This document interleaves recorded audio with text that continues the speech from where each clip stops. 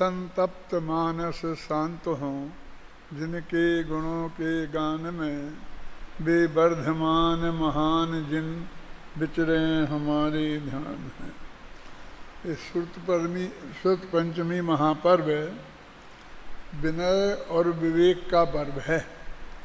विनय और विवेक में किस प्रकार बैलेंस होना चाहिए, इस बात की शिक्षा देने वाला पर्व है। बात 2000 वर्ष पुरानी है, जब पहले भगवान महावीर से लेकर और ये सारा जनागम मौखिक ही चल रहा था। इतने प्रतिभाशाली लोग थे कि वे द्वादशांग के पाठी थे, श्रुत केवली थे और मूल तत्वज्ञान उनके उसमें था। लेकिन जब धीरे धीरे स्मृति की कमी से ऐसा महसूस हुआ कि यदि शास्त्रों को लिपिबद्ध नहीं किया गया तो ये सब भूल जाएंगे। पश्चिम भारत में गिरनार जी की गुफा में एक धरसेनाचार्य रहते थे।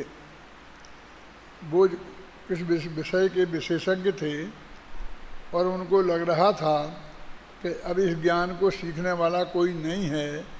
यदि नहीं रहा तो ये ज्ञान जो मेरा ज्ञान मेरे साथ ही चला जाएगा।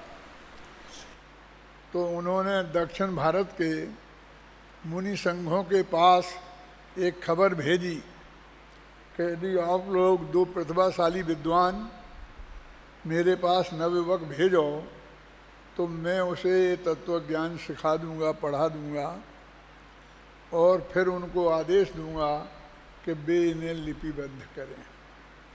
तो वहाँ से 2 मुनिराज आए। 2 मुनिराज आए। जब वो आ रहे थे तो आचार्य दर्शन को ये स्वप्न दिखा कि 2 बैल सांड जैसे एकदम स्वस्थ बढ़िया सामने से आ रहे हैं और उन्हें नमस्कार कर दिया। जब वे दोनों मुनिराज वहाँ पहुँचे तो आचार्य धरसेन ने परीक्षा ली कि इनको मैं अपनी ये विद्या दूँ कि नहीं दूँ। पहले ज़माने में इस तरह का बहुत चलता था कि हम अपनी विद्या किसी को दे देंगे तो उसका दुरुपयोग होगा। इसलिए हमारे इस देश में बहुत विद्याएं थीं, दवाइयाँ थीं कई तरह की, लेकिन वो किसी को बताते नहीं। हाँ, विश्व को उतारने, विद्यान उतारने के मंत्र थे, लेकिन उनके साथ ये शर्त कि उससे वो कमाई नहीं करेगा, पैसा नहीं लेगा, रौब नहीं गांठेगा। ये सारी शर्तें के साथ ही वे किसी को विद्या देते थे। और जब वो शर्तें भी मान ले लेकिन उसका विश्वास गुरु को हो तब वो देते थे। तो ऐसी विद्याएं उनके साथ ही समाप्त हो गई। जैन दर्शन में भी यही समस्या खड़ी हुई। तो उन्होंने उन दोनों मुनिराजों को एक एक मंत्र दिया और कहा इनकी तुम साधना करो जंगल में जाकर के बैठ कर के। वहाँ जब तुम साधना करोगे तो तुम्हारे पास एक एक देवियाँ आएंगी सर्वांग सुंदर। साधना करोगे तो उनसे तुम जो चाहो सो मांग लेना। तो उनने कहा हमें क्या चाहिए, हम कुछ लेने के लिए नहीं आए हैं, हमें कोई विद्या सिद्ध नहीं करनी है, हमें किसी से कुछ नहीं चाहिए। तो उनने कहा बहस नहीं करते हैं, जो कहा है वो मानो, जाओ। और वो दोनों जाने लगे तो उन्होंने जाते ही कहा इधर आओ, यदि तुम्हें कोई शंका आशंका हो जाए तो दौड़े दौड़े मेरे पास मत आना। तुम्हारा आत्मा ही तुम्हारा गुरु है, तुम उससे पूछ के निर्णय करना कि सही क्या है गलत क्या है। और ऐसा कहकर उन्हें भेज दिया। उन दोनों ने वो विद्या सिद्ध, वो मंत्र सिद्ध किया। तो एक के पास तो एक कानी देवी आई और एक के देवी के बहुत बड़े बड़े दांत निकले हुए थे, जतकड़ू देवी। उन्होंने कहा गुरुदेव ने तो कहा था कि हमें सर्वांग सुंदर देवियां आएंगी, लेकिन ये तो ऐसी हैं। उनका कुछ ना कुछ गड़बड़ है, चलो गुरुजी से पूछते हैं। फिर याद आया कि गुरुजी ने कहा था कि मेरे पास दौड़े मत चले आना, अपने विवेक से काम लेना। तो उनने उस मंत्र की बहुत गहराई से अध्ययन किया। तो एक मंत्र में एक अक्षर ज़्यादा मिला उन्हें, तो एक मंत्र में एक अक्षर कम था। जिस मंत्र में ज़्यादा अक्षर था उसमें दांतों निकली देवी आई थी। जिस मंत्र में कम अक्षर था उसमें वो जो देवी आई थी ना, वो भी ऐसी थी, कुरूप कानी देवी थी। तो उन्होंने फिर बहुत गहराई से उस देखा तो मंत्र में वो गलती उनकी समझ में आ गई। अब एक बहुत बड़ी समस्या थी कि वो गलती को सुधार तो सकते थे, लेकिन मंत्रों के बारे में तो बहुत है कि उसको एकदम कुछ ये नहीं करना चाहिए, वो नहीं करना चाहिए।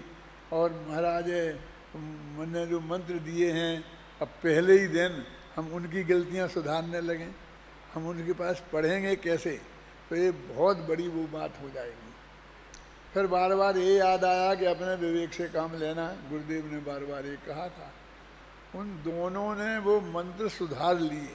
गुरुजी ये जानना चाहते थे कि इनमें ये क्षमता है कि नहीं है, कि यदि कोई गलती रह जाए जो बताने में करने में, तो वे उसे सुधार सकते हैं कि नहीं।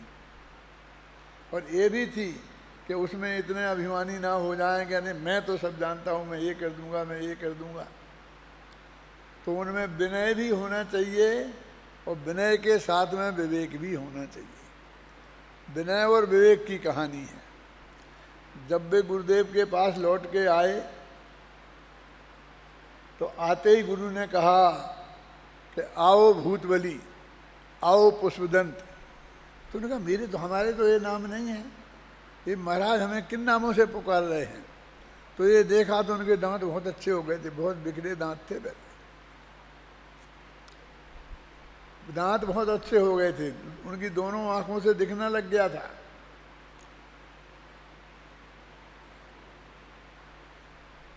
तब उन्होंने कहा महाराज ऐसा हुआ। तो महाराज बोले मुझे कुछ नहीं सुनना है, मेरी समझ में सब आ गया, क्योंकि मैं पहले ही जानता था क्या होगा, कैसे क्या होगा। यदि वो जैसा नहीं हुआ होता और तुमने वो मंत्र नहीं सुधार लिया होता तो तुम ये नहीं हो सकता था। उन देवियों ने तुमको ये कह दिया, तुम्हारे दांत ठीक कर दिए, तुम्हारी आंख ठीक कर दी, लेकिन तुमने ये भी नहीं कि गुरुजी की गलती हमने पहले ही दिन सुधार ली है, गुरुजी हमें क्या पढ़ाएंगे। तुम्हारे अंदर में विनय बहुत रही, उस वक्त भी बहुत विकल्प रहा, मेरी आज्ञा की वजह से ही तुम नहीं आए, तुमने सुधारा। और यहाँ आकर के भी बहुत विनय पूर्वक माफ़ी मांग रहे हो कि हमने आपके बताए मंत्र सुधार लीजिए। तो तुम में विनय की भी कमी नहीं है और विवेक की भी कमी नहीं है। मुझे ऐसे ही विनयवान और विवेकी शिष्य चाहिए थे। और फिर उन्होंने सचखंडागम की विषय वस्तु उन दोनों को पढ़ाई और उन्हें आदेश दिया। तो उन दोनों ने फिर सचखंडागम लिखा। सचखंडागम ये नमोकार महामंत्र जो अपना है, ये सचखंडागम का मंगलाचरण है। ये चत्तारी मंगलम भी, ये भी उसी का पार्ट है। ऐसो पंच नमो यारो सभ्य पाव पणासलो, ये उसका पार्ट नहीं है, ये तो किसी दूसरे का जोड़ा हुआ है बाद में। लेकिन वो चत्तारी मंगलम और मूल नमोकार मंत्र वो भूतबली पुष्पदंत का बनाया हुआ है, वो महामंत्र बन गया, उसका मंगलाचरण था और सारी दुनिया उसे हमें बोलने लगी। तो ऐसा वो महामंत्र उन भूतबली पुष्पदंत ने जो लिखा उसे प्रथम सूत्र स्कंद बोलते हैं। और गुणधर देव के आचार्य की परंपरा में कुंद आचार्य थे, उनने जो कुछ समय सारादि ग्रंथ लिखे वो द्वितीय सूत्र स्कंद कहलाता है। द्वितीय ऐसा नहीं कि वो 2 नंबर का है कि उसका वो पहले से महानता उसकी कम है, लेकिन वो द्वितीय इसलिए कि वो थोड़ा 15-25 साल बाद लिखा गया, पहले वो लिखा जा चुका था तो उसे पहला श्रुत स्कंद कहा, इसे द्वितीय श्रुत स्कंद कहा। इस पहले श्रुत स्कंद में तो सारा वर्णन पर्यायार्थक न्याय का ही है। कर्मों के उदय में ये जीव की कैसी कैसी अवस्थाएं होती हैं, क्या क्या होता है, गुणस्थान मरणास्थान आदि का बहुत विस्तार से वर्णन है। और दूसरे में शुद्ध गुणस्थानातीत मारणातीत ऐसा भगवान आत्मा का वर्णन है। तो ये जब वो पहले दिन बना, वो शास्त्र बन के तैयार हो गए, तो उनकी पूजा हुई, उनका उद्घाटन हुआ, उनका विमोचन हुआ। तो उस दिन का पर्व वो श्रुत पंचमी का दिन था। तो उस दिन से ही ये श्रुत पंचमी पर्व मनाया जाने लग गया है। जब हम बच्चे थे तुम्हारे बराबर, तब तो इस पर्व को हमें इस रूप में ही मनाते थे कि सब शास्त्रों को पुराने को निकाले, उनकी सफाई करते थे, उनकी बाइंडिंग बनाते थे, उनकी जिल्द लगाते थे। मैंने साल में एक बार ये अपने लाइब्रेरी और ये सब शास्त्र भंडार संभालते थे, बस यही इसको दिन का था। फिर धीरे धीरे लोगों को समझ में आया कि क्या है, कैसा है, इसकी चर्चा होनी चाहिए। तो जब जय धवल महाधवल सतखंडागम ये छपे और इनकी चर्चा समाज में आई, तो ये श्रुत पंचमी पर्व की भी चर्चा समाज में आई। अब ये साथ में चर्चा भी होने लगी है। तो ये सभी श्रुत की आराधना का पर्व है। अपने यहाँ पूजा करते हैं तो तीन चीजें मानते हैं, देव शास्त्र गुरु। तीन, देव और गुरु, इन दोनों की वाणी को शास्त्र कहते हैं। तो शास्त्र को हमने बीच में रखा, देव और गुरु के बीच में शास्त्र रखा। देव शास्त्र गुरु तीन। अभी देव तो यहाँ है नहीं, भगवान महावीर के बाद तीन श्रुत केवली हुए। जम्बू स्वामी के बाद कोई केवली नहीं हुआ, तो सर्वज्ञ तो कोई हुए नहीं, है नहीं। और श्रुत केवली भी भद्रबाहु के बाद नहीं है। तो अभी उन शास्त्रों के अनुसार जिनका आचरण होता है वे ही गुरु होते हैं। तो वे भी सदा उपलब्ध नहीं हैं, सर्वत्र उपलब्ध नहीं हैं, और उनकी प्रमाणता में भी कई विकल्प खड़े होते हैं। इसलिए जिनवाणी ही हमारे लिए परम शरण है। प्रवचन सार में इसे नित्य बोधक कहा है। गुरु हैं चाहे देव हों, तो उनकी दिव्य ध्वनि समय पर ही खिलेगी, देव की भी। कोई भरत चक्रवर्ती कोई एक आध ऐसा होगा कि एक आध दिन वो रात को पहुंच जाए और उनकी वाणी खिल जाए। तो पुराणों में, इतिहास में एक ही आदमी ऐसा होगा। हर एक को तो नहीं मिलेगी ना, सदा सबको उपलब्ध नहीं है। गुरुजी भी आपको सदा उपलब्ध नहीं है। रात के 2 बजे आपको कोई विकल्प तीव्रता से आया और कोई बात समझ में नहीं आई आप, तो अनंत भगवान की दिव्य ध्वनि भी उस वक्त नहीं मिलेगी, होंगे तो भी। और गुरु को भी किसी को फोन करोगे, जाके जगाओगे, तो वो जगेगा नहीं। नग्न दिगंबर मुनिराज तो जगेंगे ही नहीं, रात में बोलते ही नहीं हैं। लेकिन साधारण गुरु भी नहीं जगेंगे, वो तो समय पर ही उपलब्ध होंगे। लेकिन जिनवाणी आपको 24 घंटे उपलब्ध है। जब भी आप उसको खोलो तो पढ़ सकते हैं। और आज के ज़माने में ये छप गई है, तैयार हो गई है, सब तरीके से आपके मोबाइल में आ गई है। तो ये जिनवाणी आपको सब 24 घंटे उपलब्ध है। इसलिए हमारे लिए वही शरण है, और उसमें सब कुछ तत्व ज्ञान मौजूद है। आत्मा के कल्याण करने का जो साधन है वो श्रुत है। उसकी आज पंचमी के दिन उसकी पूजन की थी, तो ये श्रुत पंचमी का पर्व है। लेकिन हमको निरंतर जिनवाणी की शरण में रहना चाहिए, और आप आनंद से उसका वो करना चाहिए, उसका मर्म समझने की कोशिश करना चाहिए। मैंने आज वो भरत का अंतर्द्वंद बिल्कुल पूरा एकदम कोमा फुल स्टॉप से पूरा कर लिया। और मैं आज अभी 2 बजे से बैठा था, तो मैंने कहा मैं इसका पाठ करूँ अपने आत्मा के कल्याण के लिए। वो काम तो पूरा हो गया, तो मैं पाठ कर रहा था। 3 अध्याय पढ़ लिए मैंने, अभी बाकी के पढ़ूंगा जा करके। तो उसमें एक कॉमा फुल स्टॉप की गलती नहीं थी। इतना तत्व ज्ञान भरा है कि आप उसकी कल्पना नहीं कर सकते। मैं ये इसलिए कह रहा हूँ आपको कि मेरे ये भाव आ रहे हैं कि मैंने एक किताब लिखी थी तीर्थंकर महावीर और उनका सर्वोदय तीर्थ। तो राजमल जी प्रेस में थे, वे कंपोजिटर मतलब वो प्रूफ रीडर थे, तो मैं देखता था और वो देखते थे। तो वे प्रूफ रीडिंग में बहुत होशियार थे और मैं तो जीरो था, क्योंकि शुरू में था। तो वो मुझे बहुत बताते थे, कई जगह हमारी बहस भी होती थी। मैं कहता था तुम्हारे कंपोजिटर के हिसाब से होगा, रूप के हिसाब से, लेकिन धर्म के हिसाब से, वस्तु के हिसाब से ये जो मैं कह रहा हूँ वो सही है। ऐसा बहुत होती थी बहस। और इस तरह से वो उन्हें पूरी पढ़ ली और वो छप के तैयार हो गई। फिर उन राजमल जी ने अपने घर पर वो किताब शांति से लेट करके और वो पढ़ी। तो उनको इतना आनंद आया और उन्होंने मुझे रात को ही फ़ोन करके कहा कि दादा इतनी बढ़िया किताब बन गई। मैं कहा तुमने तो अक्षर अक्षर देखा है, तुम तो एक एक पेज पे साथ में मेरा देखा है, तुम कैसी आज बात कर रहे हो? बोले वहाँ तो प्रूफ रीडिंग में माथा रहता है, उसमें तो आपसे वैसे ही करने में लगे रहते थे। जब यहाँ शांति से मैंने इसे पढ़ी तो मुझे बहुत ही अच्छी, बहुत भी बढ़िया अच्छी लगी।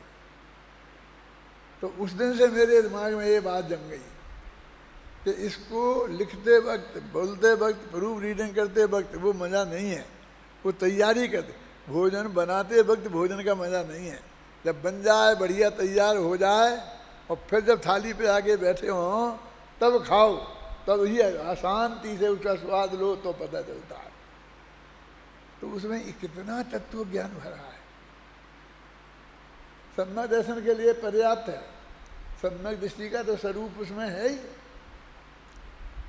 5वें 6वें गुणस्थान, 4थे 5वें 6वें गुणस्थान का स्वरूप बताने के लिए ही वो किताब लिखी गई है। भरत तो एक बहाना है। तो मुझे इतना आनंद आया कि ऐसा मुझे लगता है कि अब मैं रोजीना उसका पाठ करूँगा। कि नियम सार का पाठ कुंद ने लिखा था कि मैं निय भावना निमित्ते अपना पाठ करने के लिए ये लिखा है। तो मैं भी इसका रोजाना पाठ करूँगा। क्या? क्योंकि उसमें इतना तत्व ज्ञान भरा है, आत्मा के अनुभव की बात भरी है। आत्मानुभवी का जीवन कैसा होता है, इसको आगम के आधार पर, युक्ति के आधार पर और अनुभव के आधार पर उसमें लिखा गया है।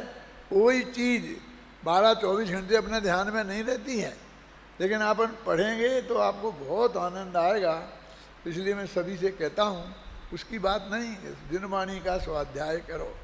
पंचम काल में इस जमाने में एक ही शरण है। अपना पूज्य गुरुदेव श्री की जो वाणी है वो भी जिनवाणी ही है। मैंने उसमें लिखा है, पंक्ति में लिखा है कि देव और ज्ञानी गुरुओं के वचनों को शास्त्र कहते हैं।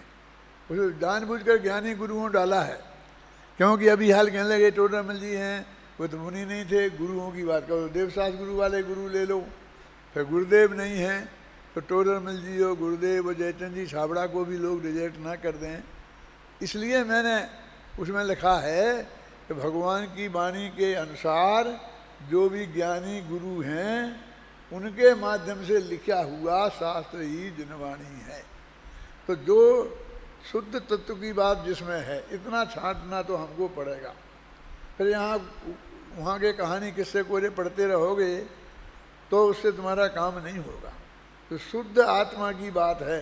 यदि आत्मा का कल्याण करना है तो इस मार्ग से उसको ये समझो। मैं तुम सबसे कहता हूँ, परमात्मा तुमसे भी कहता हूँ कि ये सब मैंने तुम्हारे लिए लिखी है, किसी के लिए नहीं लिखी है। अपने लिए से भी ज़्यादा तुम्हारे लिए लिखी है। मैं रोजीना पाठ करूँ, तुम भी रोजीना पाठ करो। तुम्हें रोजाना कुछ ना कुछ नया सीखने को मिलेगा, नया जानने को उसमें मिलेगा। बहुत बात उसमें मरम बबलू समझ में आए ना। अपने लोगों के लिए मैंने उसमें लिखा ना, पहले मैं अपनी बात लिखा करता था पीयूष, अब की बार मैंने लिखी है अपनों से अपनी बात। क्या लिखा? उसका नाम क्या बदल दिया है? क्या लिखा? अपनों से अपनी बात। तो जो मुझे अपना समझते हों वो उसको गहराई से पढ़े। यानी वो अपनों से अपनी बात लिखी, वो तो उनके लिए लिखी ही है, कि पूरी किताब उनके लिए लिखी है। कि किताब लिखने के लिए लिखी नहीं लिखी है, बल्कि वस्तु के स्वरूप को असली आत्मकल्याण कैसे हो इसके लिए वो लिखी है। आप सभी लोग जनवाणी का स्वाध्याय करें इस शुद्ध पंचमी के अवसर पर। ये बीच में बात आ गई क्योंकि मेरे दिमाग में वही घूम रही थी। मैं पिछले 6 महीने से वही उसी काम में लगा था, और ये कोरोना के प्रताप से वो किताब लिखी गई। शायद उसमें और बरसों लग जाते हैं। मैं तो कोरोना के बारे में भी बोला था, तो मैं यही कहता हूँ कि मुझे तो बहुत लाभ हुआ। ये सब झंझटें बच गई। मुझे अहमदाबाद जाना था, बम्बई जाना था, दिल्ली जाना था, अमेरिका जाना था। सचमुच मेरा हृदय तैयार नहीं था जाने को। अंदर से मेरा हृदय बिल्कुल बिचल रहा था, और इसने आकर के मेरे मोक्ष कर दिया। क्या मोक्ष कर दिया है। अभी तुम लोग कहते हो कि दादा आप मत जाना, अरे मैं तो बिल्कुल ही, मेरे अंदर से ऐसा है कि मुझे तो हिलना नहीं है। क्या मुझे तो इधर से बाउंड्री के बाहर निकलना नहीं पसंद है। मैं तो अपने घर में से नहीं निकलता हूँ, उस चौक में भी कभी कभी एक आध चक्कर काटता हूँ, आगे भी नहीं आता हूँ। ख्याल में है ना? अपन अंदर में बैठ के शांति से जनवाणी है और आप हैं, ये साहित्य है और आप हैं, पढ़ो। इतना बढ़िया समय नहीं मिलेगा आने का। और ये मत समझो तुम ये संकल्प विकल्प से कुछ नहीं, ना पैसा आता है ना कुछ होता है। लौकिक अनुकूलता भी परिणामों की निर्मलता से आती है। हमने कौन सी दुकान खोल के बैठे हैं, हमें कौन सी तकलीफ है? हमने तो किसी माई के लाल से एक नया पैसे का कहीं से मांगने की कोशिश नहीं की, देने की कोशिश नहीं की, अपील नहीं की, कुछ विकल्प नहीं किया। हमें क्या तकलीफ हो गई? वो पुण्य का उदय होगा, शांति से पुण्य बनेगा तो सारी अनुकूलताएं आपको प्राप्त होंगी। और जब खत्म हो जाने के बाद यहाँ क्या पड़ा रहेगा और क्या नहीं पड़ा रहेगा, उससे क्या फर्क पड़ता है? क्या मैंने भरत चक्रवर्ती से कहलाया है कि ये चक्रवर्ती तो बहुत प्रशंसा कर रहे थे ना, तो मैंने हर जगह वो किया कि चक्रवर्ती मेरे लिए आफत है, भगवान की दिव्य ध्वनि नहीं सुनने देता है, भाइयों से झगड़े की बात आई, ये चक्ररत्न पैदा नहीं होता तो भाइयों से बात भी नहीं आती, मैं दिव्य ध्वनि का भी लाभ भी लेता, बहुत बहुत बताई। और अंत में एक तर्क दिया, आखिर जो मिला वो है क्या? परिग्रह तो है जो मिला, 6 खंड की विभूति, इतने घोड़े इतने हाथी। मैं तो कोई घोड़े मोड़े हाथी गिना ही नहीं, मैं तो पत्नियों तक की बात नहीं की। अरे किसी पत्नी का नाम भी नहीं लिखा, किसी पत्नी से बात भी नहीं कराई। महिला जो है कोई पात्र तो अकेली माँ है, थोड़ी सी देर के लिए, जो उसे भाग्यशाली कहती है, अब वो इनकार कर देता है कि माँ मुझे भाग्यशाली मत कहना, मैं तो अभागा हूँ। और वो कहता है परिग्रह है, और परिग्रह पाप है, 5वां पाप है, सारी दुनिया में प्रसिद्ध है। ये किसी को सिद्ध नहीं करना है। और इस परिग्रह सहित मरो तो नरक में जाते हैं। ये तो नरक का मार्ग है बिल्कुल। और ये तो छोड़ के सबको जाना ही है, हमको जाना है, तुमको जाना है। उसमें पंक्ति 4-6 पंक्तियां लिखी हैं, हैं? ये तुम्हें छोड़ के तुम्हें क्या जाना है? वो तो पुण्य पाप के अनुसार जैसा संयोग होता है वैसा होता है, वो छूट के चला जाता, चला ही जाना है, जाना है कि सब साथ नहीं जाएगा, ये नहीं होगा, वो नहीं होगा। यदि तुम्हारे, मैं तो पुण्य की बात भी नहीं करना चाहता हूँ, मैं तो ये कहना चाहता हूँ बहुत स्पष्ट शब्दों में कि तुम्हारा भविष्य में सब सुनिश्चित है, और उसके अनुसार जो होना है वो सारे संयोग तैयार में लेंगे आगे। ख्याल नहीं ना? तो इसलिए थोड़ा बिल्कुल अपने परिणामों को निर्मल रखो, आकुलित मत रखो, किसी के लक्ष्य से विकृत मत करो। अंदर में व्यर्थ की बातें सोच सोच के और किसी के लक्ष्य से अपने परिणामों को खराब करना अपना ही नुकसान। नुकसान तो क्या है? आपका भविष्य बुरा है, इसलिए तुम्हें ऐसे परिणाम होते हैं। यदि भविष्य अच्छा होता तो ऐसे परिणाम होते ही नहीं। यदि भविष्य अच्छा है तो तुम्हारे अच्छे ही परिणाम होंगे, बुरे परिणाम होने का काम ही नहीं है। और स्वाध्याय से बड़ी चीज़ कोई नहीं है, सभी लोग करें इसी मंगल भावना के साथ में।